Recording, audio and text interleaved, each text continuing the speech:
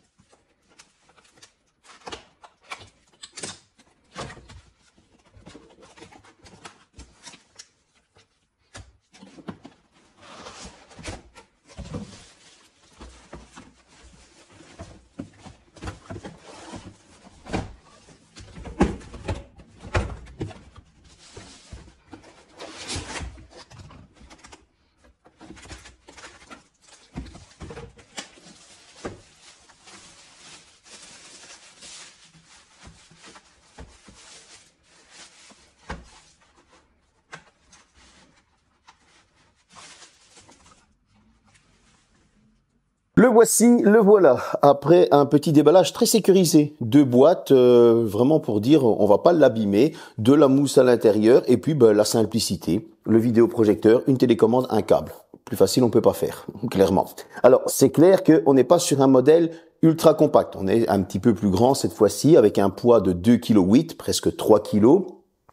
Cependant, on a des qualités de finition qui n'ont rien à envier à du haut de gamme. On a une partie tissu sur l'avant, vous allez avoir une petite partie ici qui semble polie, ça reste du plastique tout autour, je vous l'avoue, et il y a la marque sur le devant.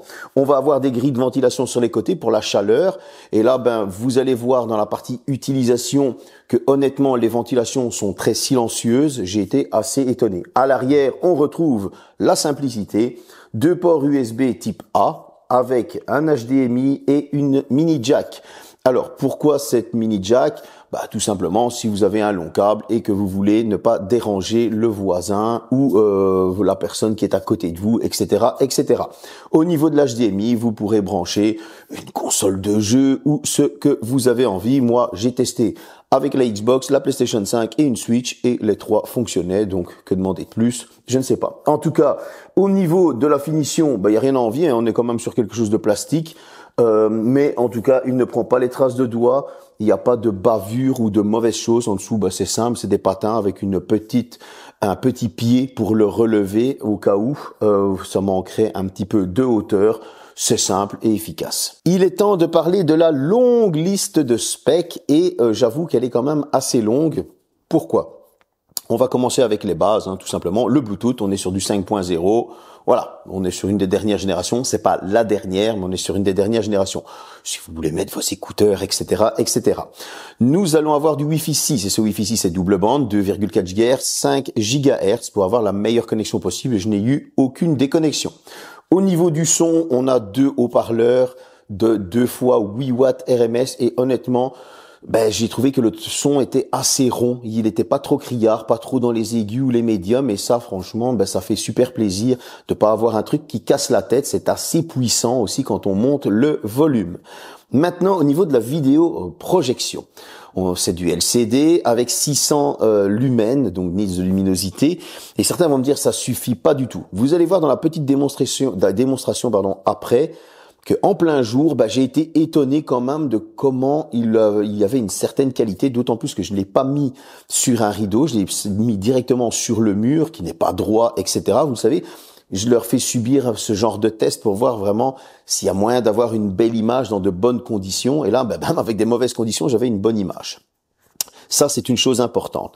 Au niveau de la résolution, on est sur du 1080p, donc du Full HD, mais il supporte la 4K et donc du coup, il va upscaler cette 4K pour nous donner la meilleure image possible. C'est pas pour nous déplaire parce que ça nous fait quand même une qualité supplémentaire et là, il faut le mettre en avant. Alors, au niveau des corrections, vous allez avoir du Keystone Adjustment, donc il va corriger la version horizontale et verticale pour nous donner la meilleure image. Vous allez avoir un autofocus automatique pour nous donner l'image la plus nette en fonction du recul que vous allez avoir, et ce recul, il sera de 1,20 m à 5 mètres. Bien évidemment, ce recul en fonction de la longueur que vous allez avoir, 5 mètres, etc., c'est la taille que vous allez avoir d'écran. Et cette taille, elle va, j'étais obligé de relire, de 40 pouces à 180 pouces, ce qui est quand même, je trouve, énorme parce que si vous avez un très grand mur, vous pouvez faire un petit cinéma à la maison. Une chose que j'ai appréciée aussi, c'est qu'il y a un obstacle adjustment. Et oui, donc si par exemple vous avez votre image, tout simplement, et que vous êtes en train de regarder un truc et qu'il y a un petit obstacle dans le coin de l'image ou sur le bord, etc., qui pourrait gêner l'image, eh bien, il va corriger et décaler l'image pour que cet objet n'apparaisse plus et que vous ayez votre image entièrement. Pour le prix, vous allez voir, honnêtement, moi je trouve que c'est pas mal d'options qui font vraiment plaisir, surtout que au niveau de l'image, on est dans le bon, au niveau du son, on est dans le bon, et quand on voit tout ce genre de petites choses, c'est cool. Alors vous avez aussi l'alignement, donc au cas où ce n'est pas stable, que vous êtes un petit peu de travers, etc., il va aligner l'image pour qu'elle soit la plus droite possible par rapport au mur. Et encore une fois, je trouve que quand vous allez voir le prix, moi, je vous mettrai les liens dans le descriptif, etc. J'ai trouvé que, franchement, il faut les souligner, ce genre de petites choses, parce que moi, je leur fais subir, pas dans les meilleures conditions, je vous l'avoue. C'est-à-dire que quand je projette sur mon mur, qui est juste là, en fait, il y a les fenêtres qui sont là, qui donnent pile sur le mur. Donc, c'est vraiment pas les meilleures conditions. Voilà. Donc, en tout cas, je trouve que cette liste de specs, elle est assez complète pour un petit vidéoprojecteur. Mon retour d'utilisateur. J'ai été très surpris. On est à moins de 300 €, il faut le préciser quand même. Donc, j'ai trouvé à moins de 300 balles.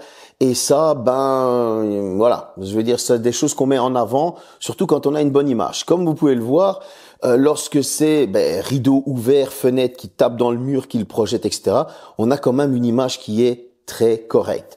Sur YouTube, j'ai pu le mettre en 2160p pour avoir la meilleure résolution possible sur cette vidéo. Et là, surprise, il l'a accepté sans problème. C'est pas que YouTube ne me l'a pas proposé. Rideau fermé, nous avions encore une meilleure image. Niveau du son, on est clairement immergé. Je veux dire, c'est pas qu'on a le son, on a l'impression qu'elle vient absolument du bloc du vidéoprojecteur. On a vraiment un son environnant.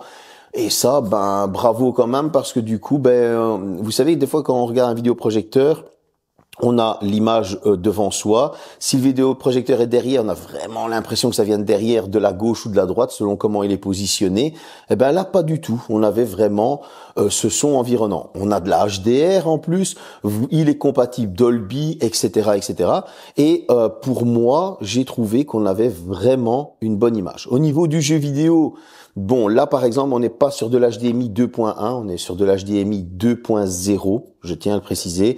Donc, vous n'allez pas profiter pleinement de votre PlayStation 5 ou Xbox Series X, par exemple. Mais il faut avouer quand même que encore à l'heure actuelle, 50% des joueurs n'ont pas une télévision avec de l'HDMI 2.1, donc ça ne changera pas grand-chose. En tout cas, il a accepté directement les consoles et c'était vraiment un pur plaisir de pouvoir jouer sur un mur jusqu'à un écran. Je l'ai monté, je pense, jusqu'à 120 pouces plus ou moins. Ça fait quand même assez plaisir parce que je me bousillais pas la vue. Bon, attention que j'étais un petit peu perdu par moment parce que c'était quand même très grand. En tout cas, pour moi, l'utilisation, c'est validé. Bon, je l'ai acheté sur AliExpress parce qu'il y avait beaucoup de promotions, mais de AliExpress, j'ai trouvé le site officiel via le petit papier qui était fourni dans la boîte, etc., etc. Et il est à un tarif de 279 $, 279 $. Alors, sur AliExpress, vous avez des petites promotions. Moi, j'avais des bons parce que c'est les Ali, machin, Express, les 15 ans, je sais pas quoi. Donc, du coup, j'ai eu des promos. J'ai eu un petit peu moins cher. Sinon, c'était le prix officiel. Sur le site officiel, vous avez aussi un code qui est donné et qui vous fait une petite réduction. Donc, voilà. Vous avez le choix, site officiel ou AliExpress. Si je trouve le lien Amazon, je vous le mets en plus dans le descriptif. Je vous mets tous les liens, comme ça vous vous trompez pas. En tout cas, qu'est-ce que j'ai pensé de ce petit vidéoprojecteur? Bon, à la base, je l'ai fait parce que je me suis dit, encore une fois, j'ai vu trop de vidéos sur lui. Donc du coup, je me suis dit, il faut tester.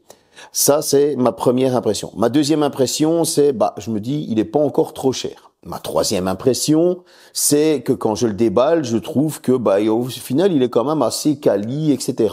Et puis, j'ai été super étonné par le prix, parce que, quand on voit la qualité de l'image et qu'est-ce qu'il est capable de faire, je me suis dit, on n'est clairement pas volé.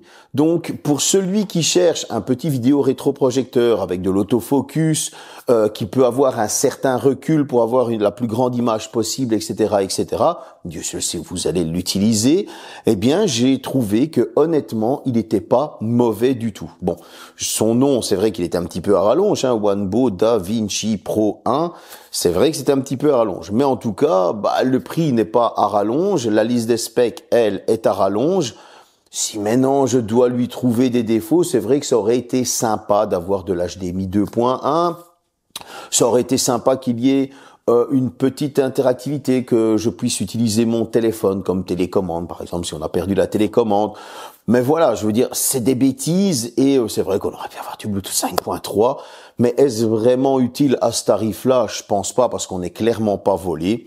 Voilà, je voulais vous faire un petit retour d'utilisation pour que ce soit un petit peu différent de tous les PC, smartphones qu'il y a en ce moment. Salut!